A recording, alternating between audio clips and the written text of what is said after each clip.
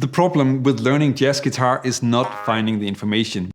You can find almost everything explained or written out on the internet. But where do you start? What is important to learn and what should you practice? In this video, I'll talk about how to keep it practical and what goals to aim for, but also highlight how we now have things available that make it a lot easier to learn. Stuff that I didn't have access to back in the 90s when I started playing jazz. But maybe they're not all great tools. Let's see if it really is easier to learn jazz now. Getting started without taking lessons is pretty difficult. When I was first trying to learn a jazz standard, then I just picked one that I thought sounded cool and tried to solo over it. But at the time, I didn't have a jazz teacher, and working it out on my own turned out to be a complete disaster. Even with all the mistakes and skills that I didn't have, I did get one thing right with that though. If you want to learn jazz, then you want to learn some music to play. That's the big goal around everything, playing music. And you want to build the rest in a practical way around that. I'll get to some basics on how to learn a song in a bit, but first you need to understand why it is so important that you focus on learning songs. Anything you practice, you want to learn to use when you make music. So you actually need to practice to use it, which is almost always missing in the equation. And that is what the songs are for. They are what you play when you make music. They become the place where you take everything that you work on, whether it's a lick, an arpeggio or a chord voicing, and learn how to actually make music with it. Some students think that you just need to practice scales or arpeggios and then they magically become great licks in your solos. And that never ends well. There are a few very useful tools to learn songs that were not around when I was getting into jazz. In the long run, you want to focus on learning songs by ear. But in the beginning, then the chords are maybe too difficult to do like that. So I would suggest always trying to learn the melody by ear. And here it's getting a lot easier because we have things like Spotify or YouTube, and you don't need to buy CDs or records, or even just figure out what album a song is on. Everything is pretty easy to find on the internet.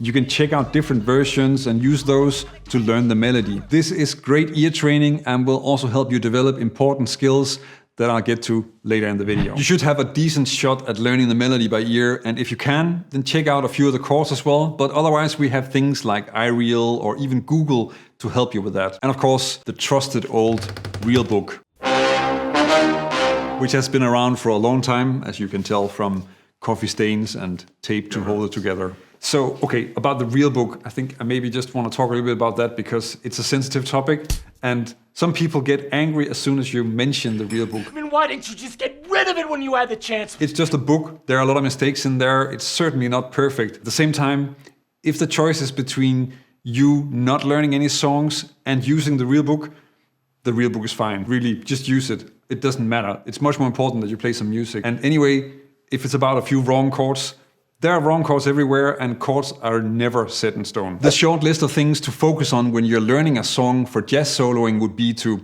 learn the melody, because it will help you hear the harmony, understand the form, and it's just something to tie the whole thing together.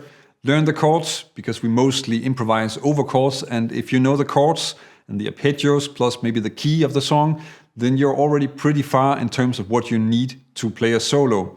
Playing the chords in time also really helps you hear the harmony and the flow of the song, which will make it easier to improvise a solo. And then just start soloing. Practice the scales and arpeggios in one or more positions so that you can solo over the song without having to skip around the neck at random. With learning songs, there are a lot of tools that can help you learn faster. With skills and exercises, it's a bit more about you putting in the work and making the right choices. I think it's important to not get lost in working on too many things here. So just start with major scales. Maybe don't do all positions, but instead focus on what you need in the songs that you play and work on some exercises in those scale positions that help you solo better. So here I'm talking about learning basic exercises like diatonic triads or seventh chord arpeggios, triad inversions, adding leading notes to those arpeggios, the things that you need for playing jazz lines. Remember that there should be some sort of connection between what you practice and what you want to use.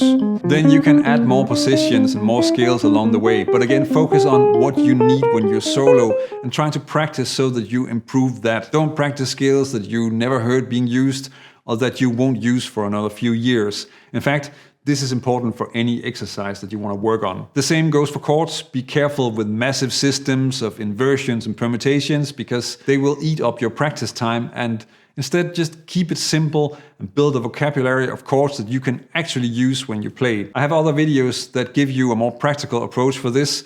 Let me know if you want a link for one of those. There are tools that will help you with practicing, but I think mostly this is about working with a metronome, practicing the exercises, and I don't think that there are that many differences between now and when I started out. But one thing is, of course, knowing all the technical parts of jazz. Putting it together so that it actually sounds like a jazz solo is something else entirely. And again, it's a lot easier to come by information than it used to be. Maybe even too easy. When I started out learning jazz, then I was already listening to people like Charlie Parker, John Scofield, and Pat Martino. In fact, listening to jazz was, of course, also what made me want to play jazz. But I also tried to find some books in the library that could help me learn. And at the time, there wasn't really a lot that I could use. The only books I found were on bebop, and the material in there was a lot of boring exercises with lines that did not use songs, and it also didn't really sound like the stuff I heard when I was listening to the music that I liked. So I quickly dropped using them and kept going, figuring out bits and pieces by ear because that was the best I had. And here I just want to add that I think it's incredibly important that you listen to jazz. If you cannot find any jazz music that you like to listen to, then don't learn it. You're wasting your time. This may be a hot take, but actually you should not learn music that you don't like the sound of. What would be the point? You can know all the scales and arpeggios in the world and still not know how to get anything to sound like a jazz phrase. Like any style of music, jazz needs a certain flow and the right notes need to be in the right place. There are a few ways that you can study this, and not studying the language and just inventing your own melodies will often mean that you don't really sound like jazz when you improvise. At the same time, this is also a question of taste, so feel free to leave angry comments on personal expression and artistic freedom below. Maybe Wes is too clinical for you, Metheny is artificial, or What? Joe Pass is boring. What? This is a sensitive topic. The David Baker book that I checked out didn't appeal to me, but in hindsight, maybe a big part of why I didn't do that was that I had to read the music to hear what it sounded like, and I didn't know how to phrase jazz lines. So the examples were not really jazz when I played them. So at the time, that probably sounded like this, where it could also sound like this.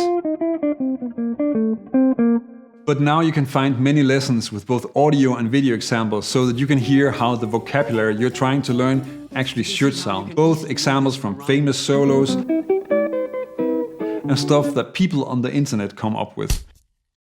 The important thing is to learn to make your own licks using that language, and that takes time, but it is essential that you learn to understand how the lines work. Maybe one of the most important reasons why Barry Harris and his approach is such an incredible resource. A resource where you no longer need to be in the room with him, since his masterclasses are on YouTube and there are channels dedicated to how he teaches. Welcome to episode 52 of Things I've Learned from Barry Harris. Hello everybody, and welcome to the Labyrinth of Limitation. Another way to learn vocabulary is the next topic, which is also one of the best ways to improve almost everything about your playing. This is so important for learning to actually sound like jazz and being able to play in style. When it comes to learning jazz, then it's fairly easy to learn the big, rough building blocks, so the scales, arpeggios, analyzing chords or playing licks, but it's much more difficult to learn all the subtle things in the phrasing, like how much distance is there between eighth notes? And yes, that is a thing. When should you learn to play behind the beat? When should you play on top? What notes should have accents and which ones definitely shouldn't? And it turns out that for most people, those are things that are very difficult to learn by analyzing and explaining them, compared to learning solos by ear and getting them into your playing in that way without having to analyze it. Getting started with learning solos by ear can be very difficult. But it's worth the effort because you will learn a lot from it. I think this is one thing where it has become so much easier with YouTube and Spotify, having a lot of music available, plus that you can slow down music with the help of programs like Transcribe, or even work with YouTube using things like the Vidami pedal. That really makes it so much easier to check things out by ear. The only thing missing is some advice on what great beginner solos to check out, and that can really mean the difference between impossible and super easy, barely an inconvenience, which also relates to the next part of learning jazz. What should you work on? This is a common issue, especially if you're trying to teach yourself jazz guitar using online materials.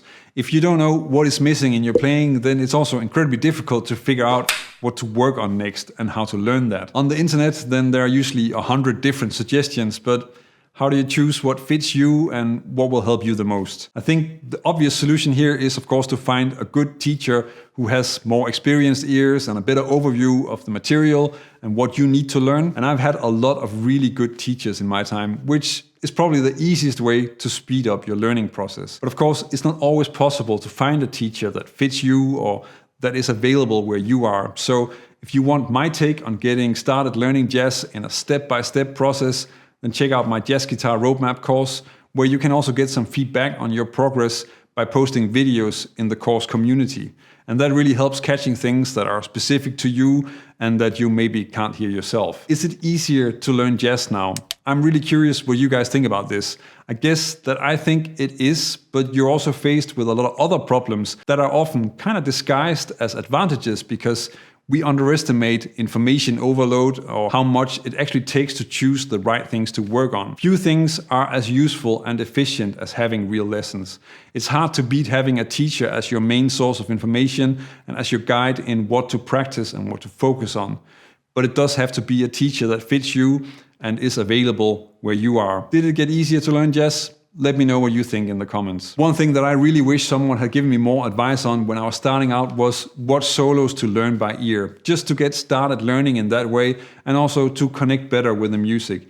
If you check out this video, then you can get my suggestions for some easy and often quite short solos that will help you get started learning like this, and that will really do wonders for your playing.